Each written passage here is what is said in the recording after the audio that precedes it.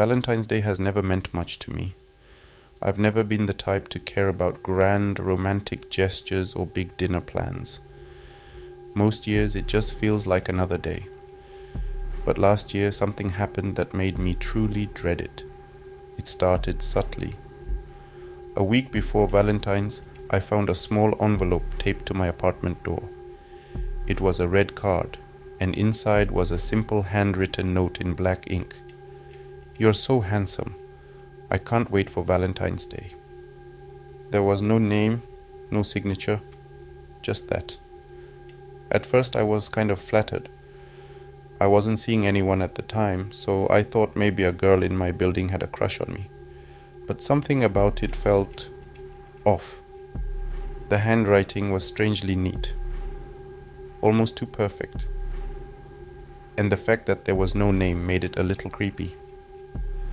I mentioned it to a couple of my friends, joking about having a secret admirer.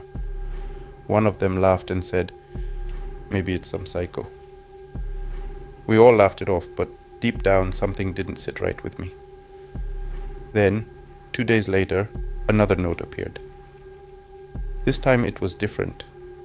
The card was still red, but now there was a small drawing of a heart with an arrow through it. The message read, "I see you every day. You're even more perfect in person." That's when I started getting uneasy. How did this person see me every day? I checked with the building manager to see if security cameras caught anything, but he told me the cameras at the entrance hadn't worked in months. That night I made sure to lock my door twice. Then on February 13th, things got worse. I came home late from work, exhausted, and as I was unlocking my door, I noticed something on the ground. A small, neatly wrapped gift box. No name, no note. I picked it up, hesitated, then brought it inside. My heart was pounding as I unwrapped it. Inside was a single red rose, slightly wilted. Underneath it there was a Polaroid picture of me. It was taken from a distance through my apartment window. I don't know how long I stood there staring at that photo. I live on the second floor. Someone would have had to climb up or use a telephoto lens to get that shot.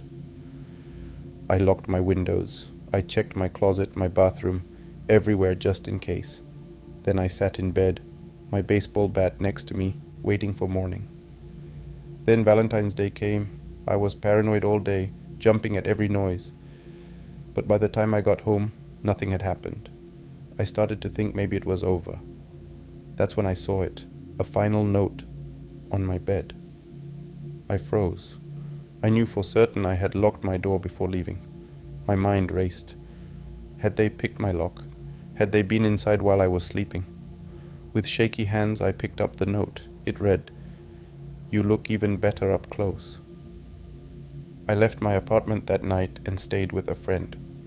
I called the police, but there was no sign of forced entry. Nothing was stolen. The notes never came again. But even now, whenever Valentine's Day rolls around, I still feel like someone is watching me. I used to work at a small café in downtown Chicago. It wasn't a bad job, but I often worked the late shift, closing up alone. That was fine most nights, except last Valentine's Day. That night the cafe was packed with couples. We stayed open a little later because of the holiday rush, and by midnight I was completely drained. I wiped down tables while my coworker, Luke, finished up in the kitchen. That's when I noticed him. A man sitting in the far corner, alone. He hadn't ordered anything for hours. He just sat there staring. At first I thought maybe he was waiting for someone, but after a while it became obvious he was alone. His eyes never left me. It was unnerving. I walked over and asked if he needed anything. He just smiled and said, "Just waiting for you." My stomach dropped. I forced a laugh and told him we were closing soon. He didn't move, just smiled. After a few minutes, Luke came out from the back. I motioned toward the guy, and Luke walked over, telling him it was time to go. The man finally stood up. But as he walked past me, he whispered, "See you soon." I locked the doors behind him and shivered. I didn't like that. By the time I left work, I had mostly calmed down. I walked to my car in the empty lot behind the cafe. I got in, locked the doors, and started the engine. That's when I saw it, a car. Parked in the shadows, and in the driver's seat was him. My hands trembled as I pulled out of the parking lot. My stomach knotted as I checked the rearview mirror. He was following me. I turned left. So did he. I turned right. He did too. I started driving faster, my heart hammering in my chest. I didn't want to go straight home, so I pulled into a gas station where other people were around. I parked and pretended to be filling my tank, watching his car. He slowed down. Then, after a moment, drove away. I waited 10 minutes before heading home, still paranoid. The next morning at work, I checked the security cameras. The man had been coming to the cafe for weeks, just sitting, watching. I quit my job soon after. But to this day, I still feel like someone is following me. My wife and I always spend Valentine's Day at home, cooking dinner and watching a movie. Last year was no different. Until the knocking started. It was just after 10 p.m. A slow, steady knock at our front door. I checked the peephole. No one was there. A few minutes later, the knocking started again. This time, my wife looked out the window. Her face went pale. "There's a man standing across the street," she whispered. He wasn't moving, just staring. I stepped outside and called, "Can I help you?" No response. He stood there for another minute before walking away.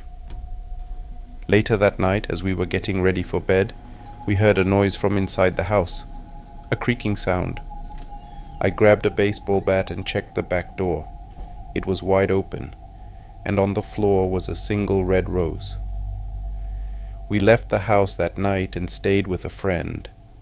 The next morning, everything was untouched, except for one thing. On our bedroom mirror, written in red lipstick, were the words, "Wrong house, but next time." We still don't know what would have happened if we hadn't left.